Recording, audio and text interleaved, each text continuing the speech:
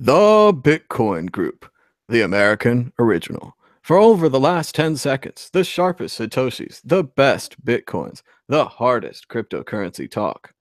We'd like to welcome our panelists. Kyle Torpy from kyletorpy.com. Oh, hey everyone, how's it going? Good to be here. Jeffrey Jones from the Bitcoin News Show. The absolute most sharpest Satoshis right here, fellas. Right here, guys. And I'm Thomas Hunt from the World Crypto Network. Moving on to issue one. Issue one, Bitcoin futures. Not only is the Chicago-based CME Group launching Bitcoin futures, they've announced a date, December 18th. Bitcoin futures start trading in just 10 days. The market reacted accordingly and is rising. Nasdaq, however, has slowed their Bitcoin's futures project, perhaps getting cold feet. With the CEO downplaying Bitcoin and backing away, Kyle Torpy, how will the launch of Bitcoin futures affect the Bitcoin market? It's going to be interesting to see what happens. I don't want to make a prediction here and then make myself look like a fool, but you'll have people who haven't been able to short Bitcoin coming in, and you've had avenues of shorting in the past through like OKCoin and other exchanges, but those are Bitcoin exchanges, and like big institutions and big traders might not want to use them, and there also might not be enough liquidity on them for what they're trying to do. So you'll have the shorts coming in, and I know Jim Cramer today was talking about, it was either today or last night, he was saying the shorts are going to come in and crush the Bitcoin price and crush all this hodlers. Now that's certainly what Wall Street is saying. Wall Street's saying all the smart money. Kyle, you got to mute yourself. It's echoing back. But all the smart money is going to come in and crush Bitcoin. But then what I would worry about if I was them is all the extra demand for Bitcoin. Because yeah, that could happen. Smart money comes out, futures short us like crazy. But if the demand comes back, all those people could get wrecked. What do you think, Kyle? Yeah, I mean, you also have institutions that haven't been able to access the Bitcoin price that will use these futures to do that as well. So it's kind of, something's got to give. It's either going to be these new shorts coming in for the first time, or these new buyers that want access to the Bitcoin price, like bigger institutions for the first time. So it'll be interesting to see what happens. It seems like a lot of the banks are kind of split on whatever they want to do. So like we saw Goldman Sachs is going to offer the futures product to some of their clients. I think TD Ameritrade is thinking about doing that. But then like JP Morgan and I think it was Citi are saying, no, we're not going to do this. We're not going to offer this to our clients. It's too risky. It was either yesterday or the day before, the guy from the Royal Bank of Scotland was saying they shouldn't even be offering this futures product for Bitcoin. So institutions also split on what will happen as well. I don't know. It'll be interesting to watch. I don't want to make any predictions though. No predictions from Kyle. Just asking everyone at home to give us a thumbs up and a share so that more people can find the show. We have about 430 live viewers right now. Jeffrey Jones, your thoughts on the Bitcoin and the futures? Yeah, it's getting really big. There's a few different places that announced futures now. In addition to the CME, which include, of course, the CBOE and the Nasdaq. Everybody at some point is going to offer. Every major financial service is going to have to offer futures, and then of course comes the ETFs, and this is not going to slow down any amount at all. There is a lot of fear out there, of course, about this whole shorting Bitcoin into dust and things like that, and I believe that that's going to be nothing but FUD. This is the first time we can the huge institutional money actually has access to Bitcoin. So that in no way tells me that this thing is going to be shorted into nothing. The demand is absolutely so huge and so pent up, and the need to own this asset is absolutely so important due to its non-corollary attributes. It's just going to be huge. Now, of course, if you would have looked at what happened with the price activity just recently, we saw the price go up so fast that, yes, I guess, according to that 20% they have to shut down, they would have shut down about 3 or 4 times in one single day, because they do say that they don't want to really facilitate anything bigger than 20% moves, they're going to have to shut down. So, I mean, that's going to be really interesting. There's going to be a lot of interesting price discovery here. Also, of course, these things, they shut down on weekends and, you know, and evenings. And so it's going to get really crazy. I'm not sure how, again, this is people trying to put, you know, Bitcoin in a round box. You know, they're trying to put it in a specific type of box. And, you know, if Bitcoin doesn't fit into any of these holes, these regular financial institute, these regular financial instruments. So it's going to be really fun to watch. And, you know, I can't really make too many predictions either. My only prediction is that this is just the beginning. There's going to be huge amounts of activity of Bitcoin on Wall Street, in Chicago, on all the major financial markets across the world. So this is just the beginning. The liquidity is going to come. It's just waiting. It's just huge. And especially when it went over 10,000, and after all of the activity that we went through this year, after the UASF, after the No2X, huge institutional money is coming in. We see this with the price rises. There is just huge demand, and I just see it going no way but going up. And remember, if they don't offer, because they were talking about the abilities to like not offer shorts very much, or not offer shorts in the beginning, or even, you know, things like that. I mean, if anything like that happened, the price would just skyrocket to the moon. There is nowhere for this asset to go but absolutely to the moon. I'm surprised they try to shut down on nights and weekends. For normal markets like, say, Apple stock, most people don't have access to after-hours trading. That's more of a brokerage or higher-end thing. So when I see bad news for Apple in the evening, I can't do anything. But Bitcoin is the opposite. Everyone has access to Bitcoin trading. We're all doing it at any hour of the day right now. So if Bitcoin is plummeting, of course, the smart money is going to have access to their money. It's going to seem like these controlled things, the futures, are bad money. Seems like very unsafe to not be going 24/7. Kyle, what do you think? Should they go 24/7? Just real quick, sorry, just want to say, sorry, Kyle. Just, it's really important for people to understand that this is going to be a perfect example of good money pushing out bad money. It's going to be huge. Let's go to Kyle. I was setting up my charger there, but I think your question was if the futures should go 24/7. Is that what you're saying? Yeah, how will they compete if the rest of the market's going 24/7 and they're stuck on this 9 to 5? If there's all these major moves in the evening, it seems like traders are going to be able to outplay these future people. I'm not really sure. It might be a regulatory thing. That's not really my area of expertise. I don't know if they're not allowed to let trading go on 24/7. But I mean, yeah, I guess that's a good point. Like your GDAXs, your Geminis can trade 24/7, but the exchanges can only trade 9 to 5 or whatever. That's a good point. I never really thought about that yet. So that's kind of a leg up for the traditional Bitcoin exchange. I mean, it does have a lot to do with the regulation. I mean, there's a whole lot, there's 100+ years of regulation around securities and this type of thing. So it's very, very strict, and that's why the U.S. has the most secure financial system, the most secure financial market on the planet, because of those regulations. Now, obviously, over the years, we've gotten we've gotten over regulated, and then the regulators got captured, and so that's not the greatest thing in the world, and that's why Bitcoin is here, right? So it's just important for people to remember that this is going to be an example of Bitcoin clashing up against the traditional financial system. Because remember, Bitcoin is that brick wall. You will not go past that. If you try to short it, if you try to outsmart it, if you try to deny it, if you try to not add Bitcoin to your company, I mean, or to your financial offerings for your customers, you will suffer the consequences. And just to put a counterpoint to that, what I previously said, like the traditional exchanges like the CME, CBOE also have a leg up in that some institutions, some traders are only going to trust those highly regulated institutions that have been here for a while. They're not going to want to use a traditional Bitcoin exchange maybe. So they're just waiting for a more regulated market so they'll feel safer about their money.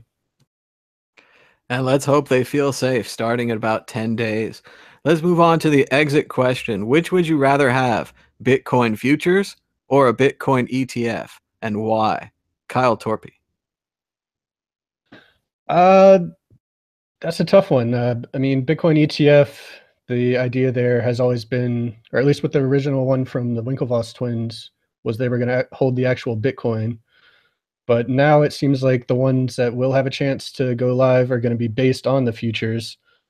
So it's going to be like a derivative of a derivative, I guess. So in that sense, I never guess never causes any trouble at all. Yeah.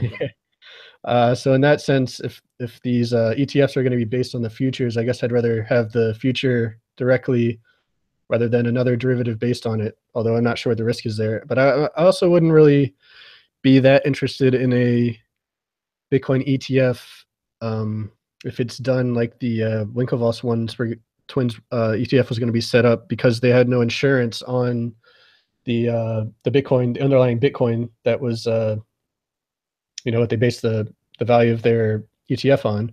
And I think that's how it works with the gold ETFs as well. But I mean, with Bitcoin, it's a little different because it can be stored very easily, but it can also be, I would say, stolen more discreetly. Maybe it's like you don't go into a building and lug out these bricks of gold. You just go into a building and find out what the key is and bring it out. Although I'm sure the way they'd have it set up is like they'd have multiple keys all around different maybe safe deposit boxes or different locations around the world. Maybe they'll use a big bunker like we saw Zappo has out in Switzerland or wherever it was in Europe. The Winklevi ETF was a very tough sell because the Winklevi were supplying the asset, holding the asset, pricing the asset, running the ETF. There was just a lot of Winklevi in that package. I wish they had diversified, used some different services, combined with some other people. They might have had a better chance at being allowed. Jeffrey Jones, an ETF or futures? Well, you got to remember the futures come before the ETFs. It's a process, and these instruments complement each other. So first, we're going to get these future markets, and then will come the ETFs. And it's just going to be, people don't understand how huge this is going to be. It really all depends on the settlement, right? If they're going to do settlement in cash or Bitcoin, that's kind of going to affect really to see if the exchange is going to do well or not, because that's going to affect everything. And because remember, Bitcoin is a limited supply. There is only ever 21 million coins. If you try to short this asset, you're going to have your face ripped off. I mean, there's only around 15 million or so that's even accessible, and only around 1 million or so that's liquid in the markets at any given time. I mean, this is the whole world fighting over a few million coins. So yeah, be very, very careful if you're going to short this asset. Well, it's really all about bringing new flows of money into Bitcoin. The futures presumably are traders looking to short or long to make a position on the market, whereas the ETF, I would think, are more holders and long-term investments, people with retirement accounts, big money that could just hold longer. So I'd rather have the ETF. Sure, it's just that the futures markets is what keeps the ETFs in check, right? The futures markets is where you can hedge, and so we have to have a futures market so that we can have some kind of security, so we can have some kind of hedge. We have some kind of idea of what's going to happen. Yeah. Well, I think we're going to have a futures market, and I think we're going to have a lot of faceless people running around. So we're going to have to hold on to that and see how that goes. Moving on to issue 2. We're moving slowly. Bitcoin price. The price of Bitcoin rose dramatically, all the way to a new all-time high of around 19,000 on GDAX, before falling into the $14,000 range. Then it rose again. At showtime, the price was seemingly up in the $15,000 range. Jeffrey Jones, is this the top of Bitcoin? Will the price rise further or fall? Well, first let's just understand something here, right? We have these huge companies like Coinbase and blockchain that are trying to shove the SegWit 2x upgrade down our throat for the past few months, citing all of this importance about we have to scale now. The sky is falling. We have to scale now. And then now that we have SegWit here ready and waiting, what the community wanted, they're not activating it. So I mean, we see when there's actual real demand coming in, we see their entire infrastructure crumble. We see the entire infrastructure go down. And this is the same companies that were pushing SegWit 2x. And so, Bitcoin is much more ready than people think. However, the standard centralized infrastructure that surrounds it is not. That will have stress put on it. And so there are engineers working on scaling for the blockchain, which is like Lightning and layers above. Then you got to get your engineers working on your centralized infrastructure in order to facilitate and onboard these new customers from the traditional systems. This is completely irresponsible of these companies to go ahead and try to push all of this upgrades on top of Bitcoin. Meanwhile, their entire infrastructure is just waiting to get wrecked. The technology choices that Coinbase made is laughable at best. They really, really, really need to know. They really, really get the hold of what the. They need to get their stuff together, people. I mean, this is ridiculous. The site went down 3 or 4 times the other day during these rallies. We can't have this stuff if we're trying to onboard the whole world. Now, it is early days, but you know, this is something that people have to be aware of. I want to make this very, very aware and very clear to the world of what happened here, so we don't forget and don't make these same mistakes again. Now, the price, I mean, don't ask me to call a top, Thomas. I'm not going to be sitting here calling a top, but I can tell you this. I mean, if we just hold around 13,000, I mean, if we just do a couple of extrapolations, we can get to 45 grand real easily next year. And so it's all up to see if the world is going to choose. But right now, the world is making a decision on what money is. The whole world is having a conversation. And like Trace Mayer says, look, you have the dollar, you have gold, and you have Bitcoin. What is going to win out of all of those three? What is the best asset? What is the most secure, accessible, you know, guaranteed asset? And out of all of those, Bitcoin wins hands down every time and time again. So where's the price going to go, Thomas? To me, it's going to go nowhere but up. Of course, we're going to have some corrections, and we've been all waiting for the correction since about 5,000 or so. I think we've been waiting for the correction. But at the end of the day, look, there's just huge demand for this asset. There's only a few million coins that the whole planet is going to be fighting over.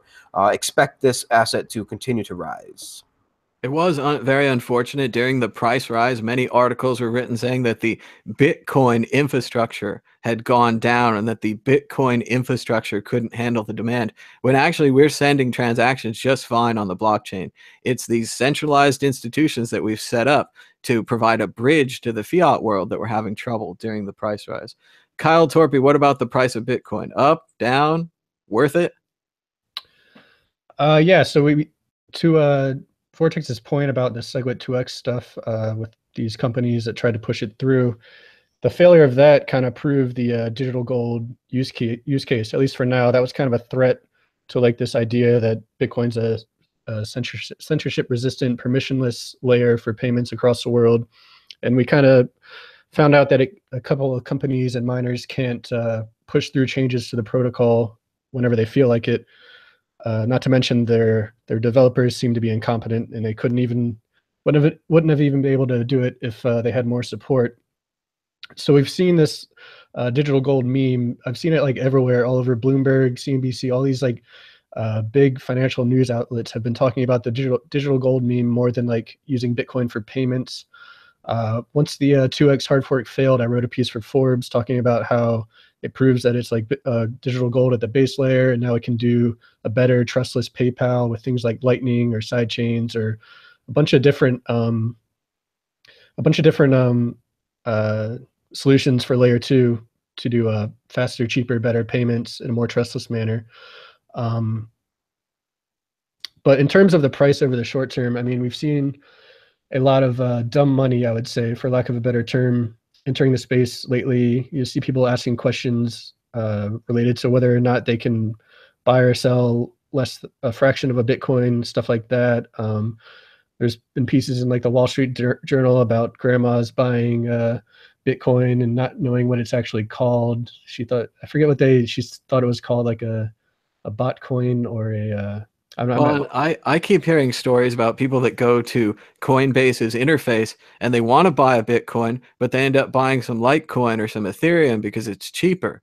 And the interface doesn't seem to explain to you at all that you can buy a fraction of a Bitcoin. And we're talking about basic UI design here, Coinbase. You've had years and years. You can tell people, hey, you can buy $20 worth of Bitcoin, unless, of course, they're trying to sell the other currencies instead of Bitcoin, which is a surprise. But well, I think they've made their stance on Bitcoin versus Ethereum pretty clear over the past year or two. Coinbase is definitely pumping Ethereum, and there's really no other way to look at that. I don't know why they're doing that, if they think they can have more control over the protocol, or it's not going to end well. They're not thinking about the future here.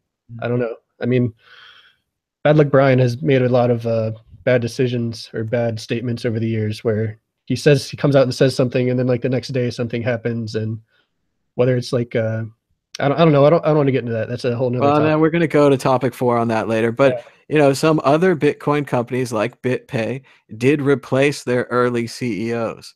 and the early CEOs led them to a lot of success, but also led them to the Bitcoin bull. And after that, we didn't hear much about the early CEOs. So, but we'll talk about that more in a minute.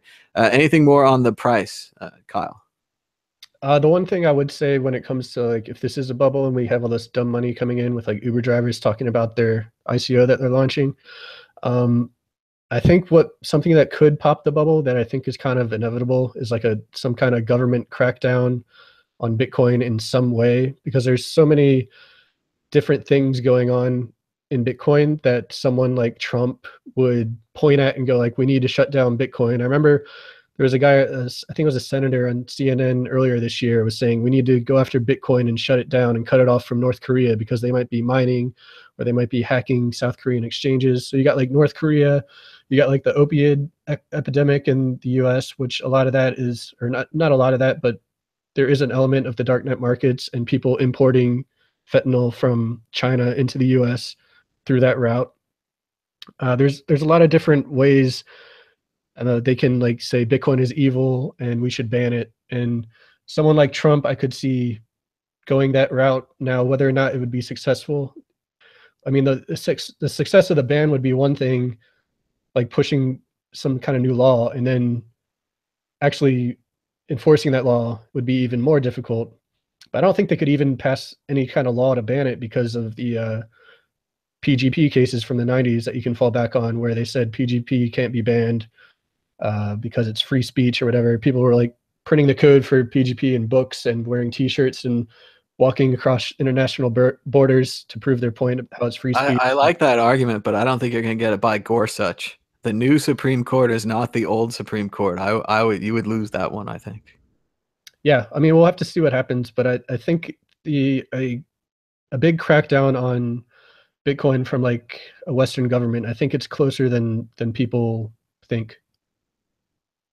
Once again, it would be the biggest advertising opportunity for Bitcoin ever. That thing you've never heard of, we're banning. And once again, everyone knows anything the government bans is something you should look into. Jeffrey Jones, the price of Bitcoin this time next week, higher and lower? And do you agree with Kyle? Will we see a government ban soon? Well, I mean, we have to remember the IRS have already, said their piece. The FinCEN has already said their piece. The SEC has already said their piece. We've already gotten in all the information from these huge three-letter agencies that we kind of need. And as FinCEN said way back a couple of years ago, back in 2013, they have all of the laws that they need already in place, all the money laundering laws already in place to help to facilitate this asset. So if there is a government crackdown, I just don't see much of a government crackdown in the US, because there's so much demand for it. There's just so much demand for it. And now with Wall Street trying to get in here, dipping their toe, I mean, something tells me there's going to be a whole lot of lobbying on Wall Street to make sure that Bitcoin does not become illegal and things like that. Because you got to remember, so many people, so many politicians, so many banksters, they're all lining their pockets with Bitcoin right now. A lot of the smart ones can see the future. And so, they know what's going on. They see what's happening with the dollar, because you just got to flip that Bitcoin chart upside down. And that's what's happening to the dollar. And that's not going to slow down. Eventually, when it does start like a vortex and black hole almost, right? Like when it sucks all the liquidity out of all these other different things, maybe then we'll see something. But even then, I mean, instead of that, they'll just switch over. It's not going to be a pretty thing, the whole transition, right? It's not going to be smooth. It's going to be a little rough. But I just don't see it playing out like any type of post-apocalyptic, any type of draconian come down and ban all things Bitcoin, anything like that. I see a few companies trying to fight and then eventually losing. This is going to be like when all the libraries stopped being used and started becoming computer labs, and everyone wrote these beautiful stories about libraries. You'll see them about banks. Remember when you used to go to the bank and get change? Remember when you'd go to an ATM and get your $40 for the weekend, and how pennies come in rolls? Oh, we need to save the banks. What about the banks? Kyle, should we save the banks as they're all being shut down? And the price of Bitcoin this time next week, higher or lower? I'm not Save gonna the banks. Save the banks. Think about the tellers. I'm sure that will be the mantra coming out of Congress, is save the banks or the economy is going to collapse. Just sort of clarify what I meant with the government crackdown. I think it would be kind of similar to the China situation in late 2013, where like maybe we'll see like a a political movement kind of from within Congress or a certain section of our political leaders in the US, they'll come out and be like, we need to ban Bitcoin because of these things that they can easily point to, like save the children, terrorism, stuff like that, like they normally would. And in terms of the price, I think the initial reaction to that would be a pullback on the price. And I think it would pop if we are in a short-term bubble. I think it would pop that bubble. I could see that being where this run up in price eventually ends, was kind of my point there. And it takes the government to slay the dragon. That's the only thing that can stop us.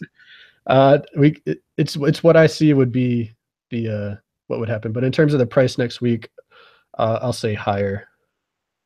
Higher is always a good bet, especially the way things have been going lately. Every night I'm like, I'll sell a little bit and I'll wait till tomorrow, and then it's higher. Oh no.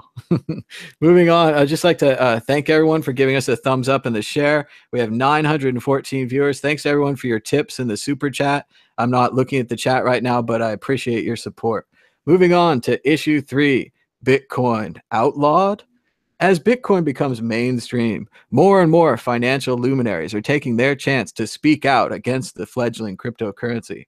This week, it was Nobel Prize-winning economist Joseph Stiglitz who joined the fray, saying that Bitcoin ought to be outlawed because it serves no societal function. Kyle Torpy, I ask you, does Bitcoin serve a societal function? Should it be outlawed? Yeah, I forgot this was the third topic, so I already kind of got into this a bit. But I mean, the thing I could add here is that we've also seen, like I brought up, North Korea is a bad guy that the government can point to that may or not be using Bitcoin. Maybe the fentanyl on the darknet markets with the opioid epidemic in the US. Another thing is central bankers want to have control of the money supply. So they might try to make some kind of argument where for the economic stability of the nation, we need to have control of the money supply, and this Bitcoin thing's getting out of control, and we need to. And remember, that goes back to the creation of central bankers. There needs to be someone controlling those levers, making the government go, or the economy go up and down, so we have less booms and busts, even though it reacted in larger booms and busts. But that's all opinion. Go ahead, Kyle. Yeah, and I mean, all the economists that are advising our politicians and people in Congress and power are pretty much of the belief that the government should be in control of the money supply and be able to regulate it to, as they, in their view, calm the booms and weaken the busts. So it's a lot like those DEA agents who need the marijuana bust to justify themselves. If the economists couldn't control the economy, what do you need an economist for? So yeah, exactly. Yeah, I don't think I really have anything else to add there. I'll let Jeffrey take over. All right, Jeff, should we outlaw Bitcoin? No function at all? Well, so you have to understand, there's only a few people that are going to be screaming this, and they're going to mostly be Keynesians. This goes back to the whole fight between Austrian economics versus Keynesian economics. And at this point, again, Wall Street has so much at stake in Bitcoin. They see the potential of this. There's just they want a piece of this. There's just no way that they're going to not attempt to get a piece of this, and any type of massive ban like that would totally mess that up. So they really want a piece of this, and in my opinion, they are of the opinion that the only way to control or get a control on this is to keep it legal, is to put the financial assets out there so that they can feel in control, so that they can feel like, okay, oh, it's within our centralized systems, no problem. Now we can really control it. Well, that's what they think, but it's not, of course, going to play out like that. And remember, we have thousands of currencies out there. There's thousands of cryptocurrencies. What are they going to do? Like ban crypto in general? They can't do that. If they ban Bitcoin, okay, well, I guess we'll just use all the other currencies and then settle back into Bitcoin. I mean, there's just at this point, the Pandora's box has been opened. Though it is early days, there's just still so much growth in this sector. This is the hottest sector. This is the hottest industry that has ever been for many hundreds of years. There's no way that these financial institutions of the world are not going to get in. All right, moving on to the exit question. Why can't the older generation and the financial wizards of the past understand this newfangled Bitcoin? And your answer should probably include the word computers. Computers. Kyle, go ahead. Well, a lot of economists like to use computers to come up with their little science lab experiments of what the economy is, but they don't really pay much attention to the actual economy. At least, they'll try to apply they'll try to apply micro lessons to the macro economy and stuff like that. What was your actual question? Oh, why can't they get it? This older generation, especially of people winning Nobel prizes. These are smart people. They should be able to analyze new systems. I don't know why they can't. Because everything they've been saying over their entire career is being proven wrong by Bitcoin. Like, that's the easy way to answer that one. Like, especially Krugman. Krugman, I think his first blog about Bitcoin was in like 2011 or something, if I'm not mistaken. He blogged about it a few times, and he's been quiet. His last statement, if I am correct, was when Bitcoin was like $200, and he was at some like economic forum. So $200 is probably like 2013, 2014, and he was asked about Bitcoin, and he like kind of laughed, and he said, "Well, the Bitcoin isn't really looking good, very very good right now," and then that was literally at like the bottom of the bull run that we're in right now, which is kind of funny. It is embarrassing for them. It just keeps happening. They call it dead. It comes back. They say it's a bubble. It keeps coming back. Jeffrey Jones, why can't they understand Bitcoin? Yeah, Bitcoin has died over 200 times, according to the Bitcoin obituaries over there. And, it's really difficult because people don't understand.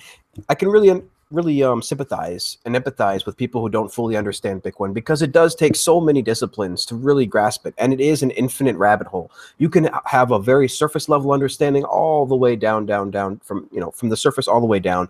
It can really, really get really deep. And so, but as Kyle said, this really is a square peg that they're trying to fit into a round hole. This flips the whole Keynesian understanding on its head, basically completely proves them wrong, proves all of their economic theories completely wrong. And so Bitcoin remains a tough pill to swallow, and that's not going to change anytime soon. This really is something, a completely new digital asset class that is very, very hard to wrap your head around. I mean, this is so abstract. This is the most abstract version of money we've ever had.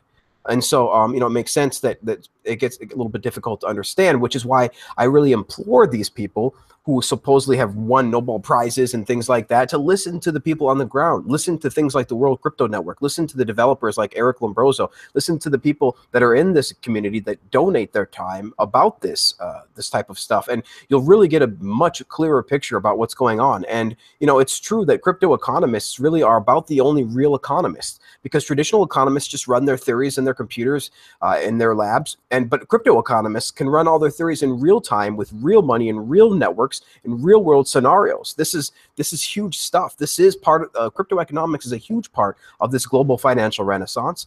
And make no mistake, these people are going to find out the truth. And the truth is that decentralization wins. The truth is that deflationary is the best scenario. The truth is that the system that we've had for the past freaking 100 years or so has completely sucked out all the value out of the regular average day working hard people.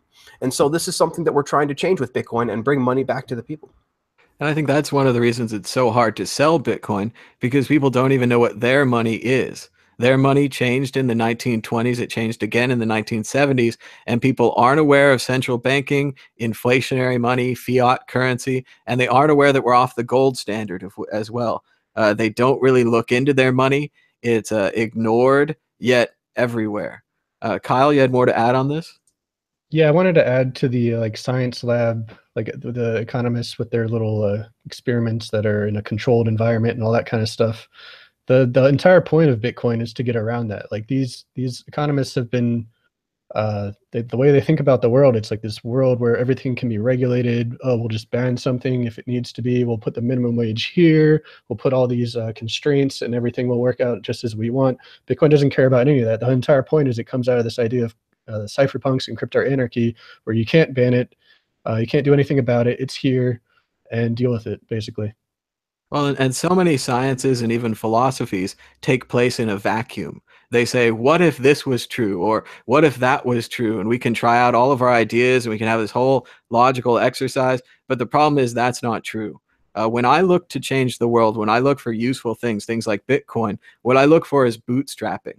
the flexibleness, the ability for the plan to change on the ground and for it to react to conditions, because there's never going to be a reset point. We're never going to say, oh, we're going back to zero. We're going to get rid of all the fiat currency. We're going to try things again. No, it's always going to be this mess, this flexible, complex mess, like working in IT. You come into somebody's server room, so many problems to fix, so confusing.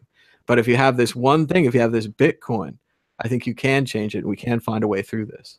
It's just really important to remember, we are now living in a world with Bitcoin. There is no going back. The world completely changed in 2009. The traditional financial system died in 2009, and 2009 will be looked at as the beginning of this golden age that is going to come because we're giving money back to the people.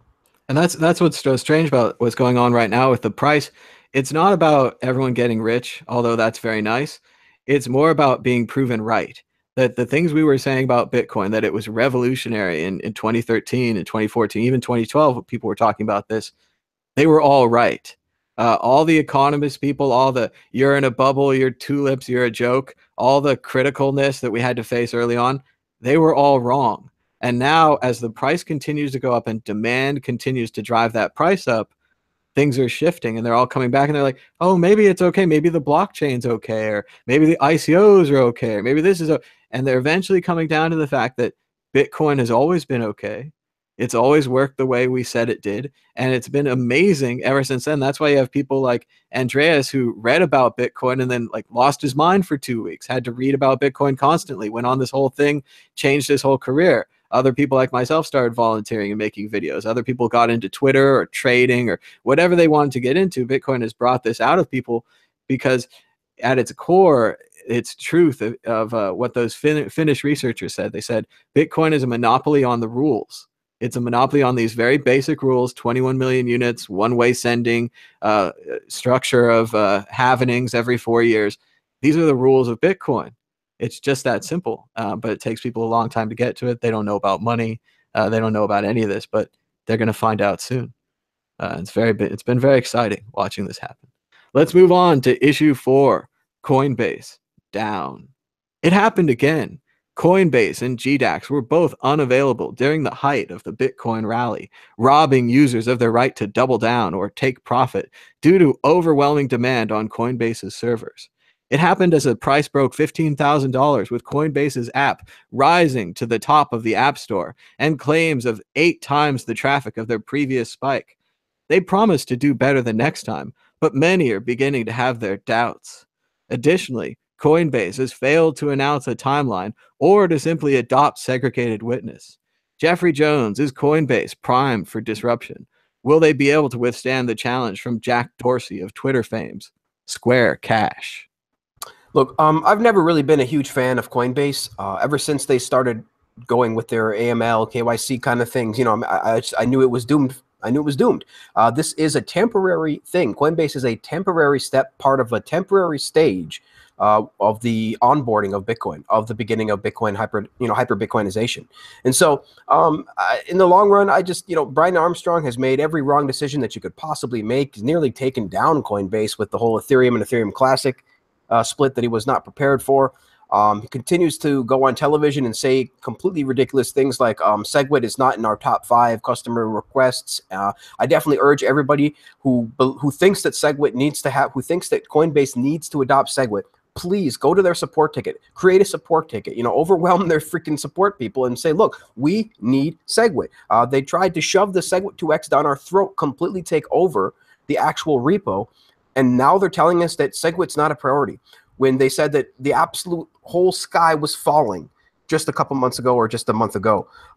People just need to understand they tried to overtake the repo. Bitcoin is Bitcoin. Bitcoin is github.com/Bitcoin. It is not github.com/BTC1. They literally tried to overtake the repo. And so the community saw through this absolutely quickly, super transparent, and we fought back. Now, if Brian Armstrong wants to make good on this, he better activate SegWit, because there's all of these huge decentralized exchanges that are coming. And I'm going to do a show on this, I believe the 17th, not this Sunday, but the next Sunday. We're going to try to have BISC on. We're going to try to have altcoin.io, I think it's called, on. And there's just all sorts of decentralized exchanges that are definitely in the process. Now, Coinbase, it's kind of like Netscape. Really, Coinbase is kind of like Bitcoin's Netscape. It's this first simple thing, this first simple interface to this new digital world that you can become familiar with, and they'll hold your hand and things like that. But eventually, the internet will be like the internet, Bitcoin will be ubiquitous in every device, in every browser, in every plugin, in everything. And you won't have to rely on something as centralized as Coinbase. Their biggest claim to fame is the ability to convert Bitcoin from fiat. And that, again, is an on-ramp that we will need in this beginning stage, but eventually we will not need. And Brian Armstrong, in my opinion, his time is limited because of all the bad decisions that he's made and continues to make. We need, as a community, we need to hold him accountable for this. I agree, Jeff. Bitcoin is definitely a bridge. Coinbase is a bridge that brings fiat money from fiat world into Bitcoin world. Once we have enough money in Bitcoin, everyone will have Bitcoin on your phone. It'll be easy to get $20 of Bitcoin. You'll give it to your friend. They'll give you 20. They'll give you 20. You'll give them 20. It's going to be very easy to find Bitcoin. But right now, no one has Bitcoin, so we do need these bridges. And it is a bit curious the way that Coinbase hasn't removed Brian Armstrong yet. He's been I'm not going to say he's been a bad CEO because it's a huge company and he's done very well. But he is kind of a junior CEO. I saw they hired kind of like an operations guy recently. He seemed very professional. I assume that this fail whale problem of Coinbase going down during these spikes, it facilitates the need for someone new to run this team. At the very least, to hire a better server guy, to get more AWS access. I know they have incredible demand, but still you can look at this like if you're going to have an election or if you're going to have a new album launch, you can buy more servers than the demand. I know the demand's really high, but you have all this money, spend it on servers. Kyle, what do you think about Coinbase and their server problems? I don't really want to single them out completely because it was pretty much everyone was having trouble on it was either yesterday or the day before, whatever day it was when Coinbase hit. Like, it does seem like every time, but yeah. Oh yeah, but I mean this past yesterday was like a ridiculous day for everyone. I mean, Gemini was down. Kraken's been having trouble for months anyways, but so obviously they were down too.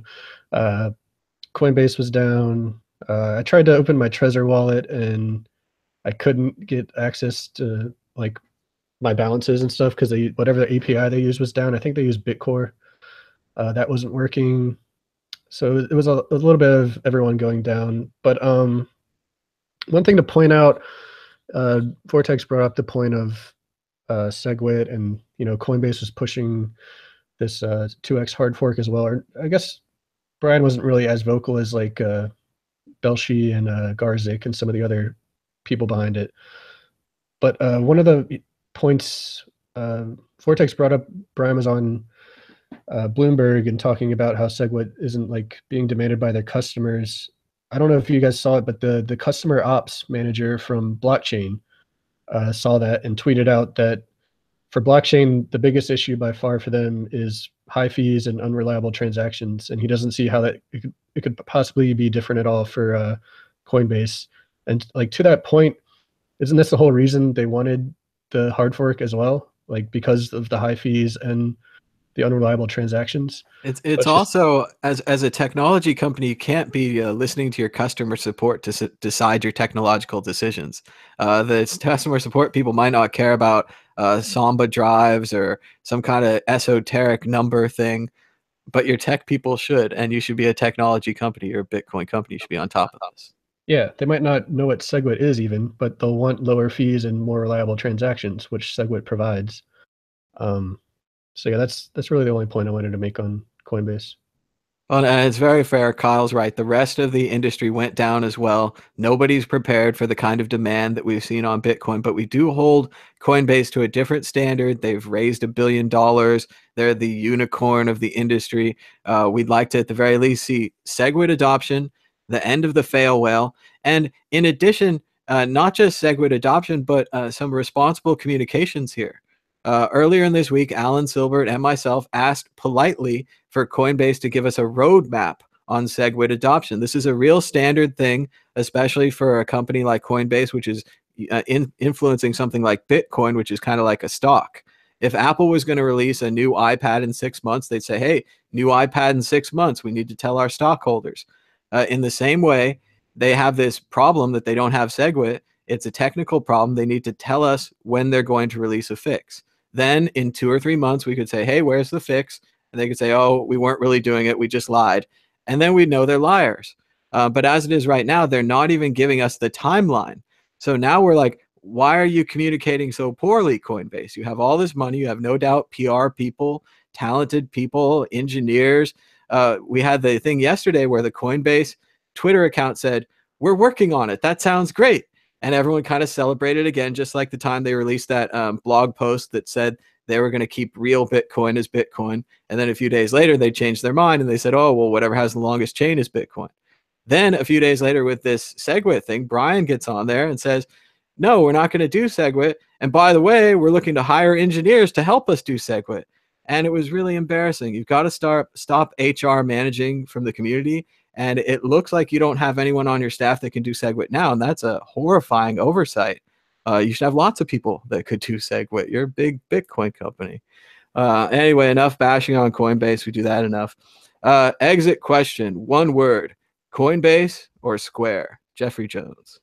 And that's something that's a really important question. People need to understand in Coinbase that their competition is coming. There is going to be huge competition, just like Bitmain. If you think your monopoly is going to last in Bitcoin, you're wrong. The amount of incentive for people to come into Bitcoin rises by the second, and it will continue to rise. The amount of utility that we're going to get out of Bitcoin rises by the day. There's going to be so much huge things. If you think your monopoly is going to last, you're completely wrong. And Square is going to come. Others will come, and the competition will rein in, and finally will give us the competition that Bitcoin really needs, because it is, again, we try to remind people, it's early days. There's still only a few companies. There needs to be much more. But yeah, Square, I'm hoping that Square will provide the competition right now that Coinbase needs. It's interesting you mentioned Bitmain, Jeff, because I've been watching the Mr. Robot show, and I don't want to spoil anything. But in my mind, I kind of make a little connection between Bitmain, the Chinese Bitcoin miner company, and Dark Army, the Chinese evil hacker group that is one of the big characters in Mr. Robot. And they're just so overconfident. They so believe that they have everything controlled and they have everything tied down and they're just going to rule the whole world. And I don't think it's going to happen for them. And I don't think it's going to happen for Bitmain. It's interesting parallels there. Kyle Torpy, Coinbase or Square? It is kind of cool for Square that they kind of skipped straight ahead to the killer app for Bitcoin instead of like saying merchants are all around the world, we're going to accept Bitcoin and stuff like that. I mean, we've seen Coinbase do a lot of different things over the years, but at the end of the day, the only thing they really needed to make was buy Bitcoin with your bank account. That's really the killer app. And we're seeing Square and that Revolut app. It's like a mobile bank or something. I've never used it, but they're doing the same thing as well. So I think, and Circle is coming out with like the same kind of thing too. Circle was going to use Bitcoin for payments. Now it kind of goes back to what I was talking about with the digital gold use case. That's what Bitcoin is. And then now we have all these other coins that people can speculate on. Those are still the two main things people want to do. So if you're going to have an app that's going to be a killer app for on top of this technology, it's just going to be, I want to buy this coin and I want to be able to sell it too. And I just want to speculate on these coins on my phone. That's pretty much the killer app. And I mean, to Coinbase's credit, they were the #1 app on the Apple App Store, I think, yesterday. Like, not just like crypto or finance apps, like every single app. Like, more people are downloading Coinbase yesterday than YouTube, which is insane. So maybe another indication. Greed, for the lack of a better word, is good. Yeah, exactly. So, yeah, I think we're going to see more of these type of apps where you can just like buy some crypto on your phone, and it seems to be what people want. They just want to go to the moon or have a chance to go to the moon. Well, and what I'd like to see from Coinbase or from Square, they can both use this idea. #1, I'd like them to license that program that scans the image of the credit card. So you take a picture of your credit card, step 1. It automatically fills in $20. So you know you can buy less than a $10,000, $15,000 Bitcoin right away in the interface. It says, hey, $20 is this much Bitcoin. And then this light goes on your head. You're like, fractional. Okay. And then you just push go and it sends you $20. And maybe put a limit on it, like $100 or whatever, because of KYC and all this nonsense. But I would like to see 3 steps to buy $20 worth of Bitcoin, not like 20 steps. But we'll have to wait and see how Square's solution turns out. And if they don't provide it, I'm going to keep asking for it because I want to see 3 steps to buy Bitcoin. Just scan, amount, go. Done. But we're out of time for today, so we're moving on to predictions or story of the week. Kyle, are you ready with a prediction or a story of the week? Yeah, I guess I'll keep hampering on the digital gold stuff. So we've seen Ethereum being used a lot for transactions over the past, I guess over the course of this whole year. Just yesterday, they passed 800,000 transactions in a single day, which is like twice as what Bitcoin. I think they're calling them kitties now, not transactions. Yeah. Kitties. Yeah, so their blockchain's getting attacked by crypto kitties. But at the same time, the Ether price has declined 80% against Bitcoin since the peak over the summer. And we also saw the Bitcoin price rise. Let's see, was that what, 1,000, less than 1,000 in January? And now we're at 15. So 15x price rise. Transactions have been pretty much stagnant all year on the Bitcoin network. What does this tell you? That it's the hodlers and the digital gold users are the ones that have the biggest impact on the price.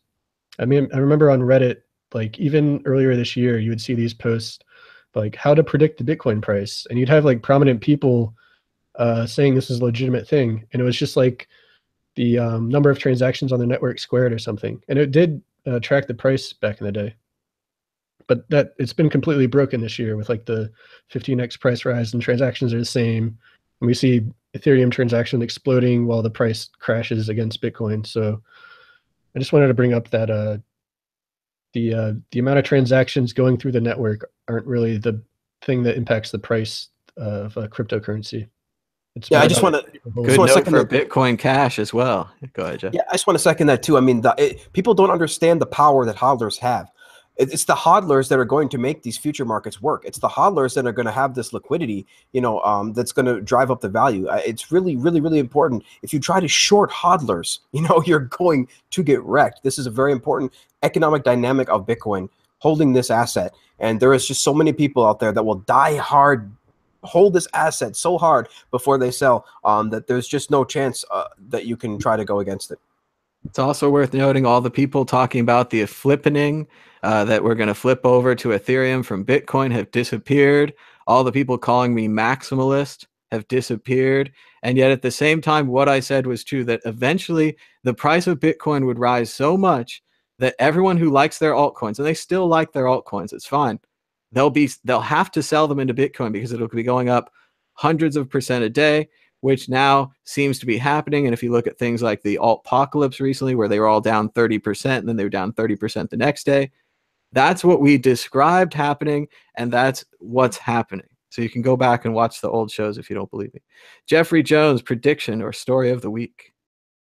Just a quick story of the week, I guess. Andreas was out there. I just thought it was pretty hilarious that Roger, he trolls these old school Bitcoiners. It's completely ridiculous. He trolls the old school Bitcoiners that still are with the core belief, that still believe in the core development process. And it's kind of funny because this one pretty much backfired as worse as it possibly could. He pretty much literally dissed Andreas for not being rich on Bitcoin, and because of that, even people like Bruce Fenton, they created little videos to tell people that, look, most of the actual original old school Bitcoin people aren't Bitcoin rich. They had to sell in order to stay in the Bitcoin space. Your only choice was get a day job, a regular soul-sucking day job, or sell your Bitcoin to stay in Bitcoin. So a lot of the old school Bitcoin people really don't have a whole lot of Bitcoin. And so we have to give them thanks and thank them for their sacrifice. And, Andreas definitely got thanked pretty well. He got over $1 million in donations, and that's pretty awesome. But I definitely think people need to really thank voluntary organizations like us, like the World Crypto Network. People need to thank these open source communities that provide their time and their passion for the good of the better of humanity, the good of the planet. So just thanks again to Andreas and to everything that he's taught us. It must be a tough one out there to be old Raj Veer and to criticize these people and then have the internet give them $1 million, and you support this big B2X project. It becomes nothing. Now you're supporting the big B Cash project, Bitcoin Cash, and it's not going well. He just can't seem to get anything right. But once again, he has $1 billion. He could go retire on a beach. He could get some therapy. He could do all these things. Everything's open to you, Raj. That was just a bunch of sock puppets from the Dragon's Den that sent Andreas that $1 million. So It wasn't It was real all people. trolls. It was all fake people, fake donations. But yeah, it's been fun seeing the internet reward Andreas. Totally worth it. Totally worth it. And again, I don't think he has the money. He's been out there traveling, doing this for years. And it's a good time to end the show. Just like to thank everybody for watching. We do accept Bitcoin donations here. I think this is the new SegWit address. I tried to change over all the graphics. I'm pretty sure I did. But obviously, if you want to give us $1 million, we're totally open to that. We're sitting here, we're waiting. But otherwise, we just like it if you give us a thumbs up and a share. It helps more people find the show. If it's your first time here, please subscribe down below. 33% of people watching this are not subscribed. Let's see if we can get that down to like 32, maybe 31%. You can also put a little notification icon that'll tell you when we have shows. And we do shows all the time here. We'll be back tomorrow with the Today in Bitcoin show. And then on Sunday with Jeffrey Jones and the Bitcoin news. So check that out. And until next time, bye-bye.